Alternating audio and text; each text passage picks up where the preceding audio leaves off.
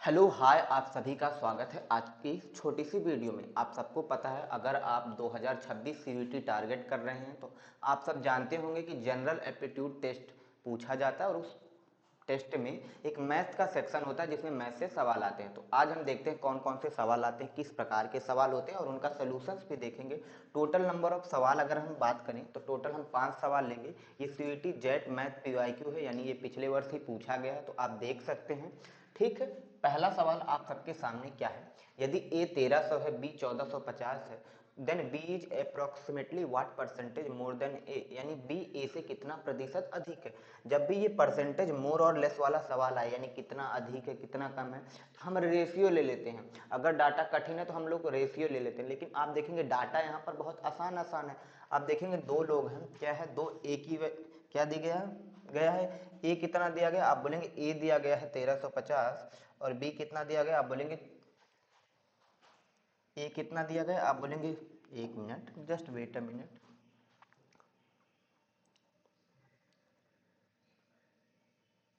ठीक है, अब देखेंगे ए कितना दिया गया मेरे भाई, ए कितना दिया गया, आप बोलेंगे ए 1300 है। बी कितना दिया गया, आप बोलेंगे बी कितना दिया गया 1450। अब बताइए बी ए से कितना ज़्यादा, आप बोलेंगे 150 ज़्यादा है, कितना 150 एक्स्ट्रा है। 150 एक्स्ट्रा कितना 150 ज़्यादा है, किस पे ज़्यादा, आप बोलेंगे ए पे ज़्यादा है, ए 1300 हो जाएगा। अब मुझे इसे परसेंटेज में चेंज करना है तो मुझे 100% से मल्टीप्लाई करना पड़ेगा, आप बोलेंगे जी हाँ करना पड़ेगा। अब आप ध्यान से देखेंगे, ये दो जीरो से ये दो जीरो कट जाएगा, बचा 150 को 13 से तो देखेंगे 13 एकम 13, 13 एकम 13 बार जाएगा, फिर कितना कैरी बचा, दो हासिल बचा तो उधर हो गया 20, फिर 13 एकम 13 बार जाएगा। ठीक है, फिर कितना कैरी गया, कैरी फॉरवर्ड होगा, फिर कितना जाएगा 13 25 65, यानी लगभग 11.54%। तो ये 11.54% क्या हो जाएगा, आपका उत्तर हो जाएगा। कौन सा, आप बोलेंगे ये डी वाला आपका उत्तर हो जाएगा। ठीक है, ठीक है, इस प्रकार से इस सवाल को करना था। अगला सवाल देखते हैं हम लोग।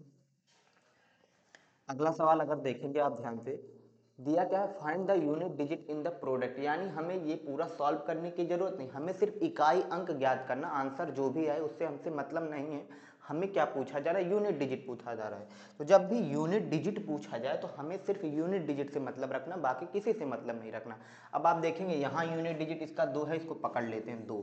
फिर इसका यूनिट डिजिट कितना, आप बोलेंगे 8 है। एक यूनिट डिजिट का मतलब होता है आखिरी का अंक, लास्ट का अंक। इसका कितना 9 है, इसका कितना 4 है। अब मल्टीप्लाई कर लेते हैं, 2 अट्ठे 16, 16 का 6 हो गया यूनिट डिजिट, 6 नवा 54, 54 का कितना हो गया 4 आ गया, और 4 चौके 16, 4 चौके 16, 16 आ रहा है, यानी लास्ट डिजिट 16 में कितना है 6।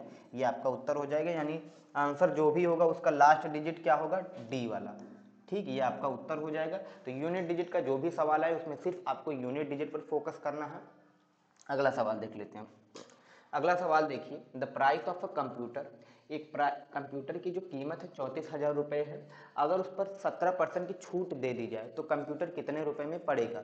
अगर आप किसी दुकान में जाएंगे और कंप्यूटर एक खरीदेंगे और 34,000 रुपये का है, और दुकानदार बोलेगा नहीं भाई हम आपको इसको 17% छूट में दे रहे हैं, तो कितना का पड़ेगा बताइए। अगर आप ध्यान देंगे, अगर 17% की छूट दी जा रही है, अगर 17% की छूट दी रही, हर चीज़ अपने आप में 100% होती, हर चीज़ अपने आप में 100% होती। तो जब हम 17% की छूट देंगे तो हम उसे कितने में बेचेंगे, आप बोलेंगे 100 माइनस 17 यानी 83% में बेचेंगे, 83% में बेचेंगे। तो हमें इस सवाल में क्या निकालना होगा, हमें निकालना 34,000 का 83%, कितना निकालना, 34,000 का 83% निकालना। आपको पता है परसेंट का मतलब होता है बटे 100, परसेंट का मतलब बटे 100, यानी दो जीरो से दो जीरो कटेगा। आप ये डायरेक्टली भी काट सकते थे कि परसेंटेज से दो जीरो काट लेते हैं। ठीक है, अब देखेंगे गुणा करना है 340 का 83 में मेरे भाई। अब आप देखोगे आंसर के एंड में एक जीरो आएगा, आंसर के एंड में एक जीरो आएगा, ये बात आपको समझ में आ रही। फिर 3 चौक के 12, यानी आंसर के एंड में एक जीरो आएगा, इसके बाद दो आएगा। तो दो जीरो देख लेते हैं कहाँ पर लास्ट में है, आप बोलेंगे इसमें 8 जीरो दिया, ये नहीं हो सकता, ये वाला भी उत्तर नहीं हो सकता, इसमें 2 जीरो, ये वाला उत्तर नहीं हो सकता, ये वाला, ये आपका सी वाला उत्तर हो जाएगा, क्योंकि इसमें 2 भी दिया है, जीरो भी दिया है। ठीक है, इस प्रकार से आपको पूरी कैलकुलेशन हर जगह नहीं करनी, जहां जरूरत हो, जहां और कोई दिमाग ना लगा पाए कि और कोई तरीका नहीं लगेगा, वहीं पर हमें पूरी कैलकुलेशन करनी है। नहीं तो हम कोशिश करेंगे कि हमें पूरी कैलकुलेशन ना करना पड़े और आंसर जल्दी आ जाए। अगला सवाल देखते हैं। देखिए, अगला सवाल क्या है, नंबर सिस्टम से ही पूछा गया है। नंबर सिस्टम में जो भी सारे सवाल पूछे जाएंगे वो स्टेटमेंट वाले होंगे, इतना बात ध्यान रखिएगा कि स्टेटमेंट के बहुत सारे सवाल पूछे जाते हैं। देखिए क्या दिया गया है, there are only 4 single digit prime number, यानी क्या एक डिजिट वाले केवल 4 सिंगल प्राइम नंबर है। आप बोलेंगे देख लेते हैं, अगर मैं प्राइम नंबर लिखूं, प्राइम नंबर आपको पता है, अगर मैं प्राइम नंबर लिखूं तो सबसे छोटा प्राइम नंबर 2 होता है, 2 के बाद 3 आता है, 5 आता है, 7 आता है, इसके बाद जो प्राइम नंबर होगा वो 11 हो जाएगा। तो 11 के ये डबल डिजिट में जा रहा है, हमें सिंगल डिजिट पे फोकस करना था। आप देखेंगे सिंगल डिजिट के कितने प्राइम नंबर है, 4 प्राइम नंबर है, यानी ये बात तो इन्होंने सही बोली कि केवल 4 सिंगल डिजिट प्राइम नंबर होते हैं। आप बोलेंगे जी हाँ। फिर दूसरी बात क्या बोली गई, देयर आर इन्फाइनेटली, क्या बोला गया, there are infinitely many prime number. अब देखेंगे नंबर्स अनंत होते हैं, अगर आप यहाँ से शुरू करेंगे नंबर देखेंगे जाते जाते चले जाएंगे, नंबर की तो कोई सीमा है नहीं। तो जब नंबर की सीमा नहीं तो प्राइम नंबर की भी सीमा नहीं होगी, जैसे जैसे आगे बढ़ते जाएंगे वैसे वैसे एक प्राइम नंबर मिलता जाएगा मिलता जाएगा मिलता जाएगा, यानी ये बात भी इन्होंने सही बोली कि अनंत प्राइम नंबर है। ठीक है, ये दो स्टेटमेंट सही हैं। अब तीसरा क्या है, प्राइम नंबर है ओनली 2 फैक्टर। आपको पता, अगर आपको प्राइम नंबर की डिफिनेशन भी आती है कि प्राइम नंबर क्या होता है, प्राइम नंबर वो संख्याएं होती हैं जिनके सिर्फ 2 फैक्टर्स होते हैं। 2 फैक्टर्स कौन कौन से, एक तो फैक्टर आपका 1 होता है और वो दूसरी खुद संख्या यानी इटसेल्फ।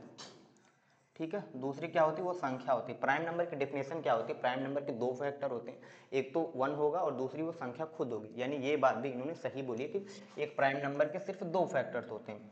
चौथा स्टेटमेंट क्या है, all prime numbers are odd, क्या जो सभी के प्राइम नंबर्स हैं क्या वो ऑड हैं यानी विषम संख्या है। आप बोलेंगे नहीं। आप देखेंगे ये प्राइम नंबर मैंने लिखा 2 3 5 7 11, जबकि अगर हम शुरू में ही देखें तो 2 क्या है, 2 एक इवन नंबर है जबकि वो प्राइम है। तो ये बात इन्होंने गलत बोली कि सारे के सारे जो प्राइम नंबर वो ऑड नहीं है, एक आपका इवन भी होता है 2। ठीक है, तो ये आपका स्टेटमेंट गलत है, तो यही आपका सही हो जाएगा। ठीक, क्योंकि हमसे रॉन्ग वाला पूछा गया है। ठीक है मेरे भाई, ये आपका चौथा सही हो जाएगा। ठीक, हमसे रॉन्ग वाला स्टेटमेंट पूछा गया तो चौथा रॉन्ग है आपका, बाकी सारे के सारे सही हैं। आगे से अगला सवाल देखते हैं। अगला, find the length of a diagonal of a cube if the volume of the cube, cube क्या है 1331 सेंटीमीटर क्यूब है। आपको पता है अगर आप क्यूब बनाएंगे, क्यूब क्या होता है, वॉल्यूम ऑफ क्यूब क्या होता है, वॉल्यूम ऑफ क्यूब होता है ए क्यूब, ए जहाँ क्या होते हैं, ए होती है आपकी साइड, यानी साइड का क्यूब किया जाता है। तो वॉल्यूम देखेंगे कितना दिया गया, 1331 दिया गया है, साइड ए मान लेते हैं ए क्यूब। आपको पता है 1331 होता है 11 का क्यूब, यानी यहाँ से ए कितना आ गया 11 सेंटीमीटर, यानी उस क्यूब की साइड जो रही होगी वो 11 सेंटीमीटर रही होगी। हमसे डायगोनल पूछा जा रहा है, आपको पता है डायगोनल ऑफ क्यूब क्या होता है, √3a होता है। क्या होता है, √3a। ठीक है, बताइए। तो ए कितना है 11 है, तो डी 11 √3 सेंटीमीटर आ जाएगा, यानी डायगोनल कितना आ जाएगा 11 √3 सेंटीमीटर। कौन से ऑप्शन में दिया, आप बोलेंगे ऑप्शन नंबर सी में दिया, ये आपका उत्तर हो जाएगा। ठीक है, तो ये टोटल 5 सवाल मैंने कराए, ऐसी वीडियोस आपको भी लगातार मिलती रहेंगी। और दूसरी बात, मेरा एक सजेशन होगा, अगर आपने 10th 11th 12th अच्छे से पढ़ रखा है तो आपको ज़्यादा दिक्कत होने वाली नहीं, बस थोड़ा सा कमांड करिए, जो अर्थमेटिक वाला पार्ट है, परसेंटेज रेशियो, ये सारी चीज़ें पढ़ लीजिए।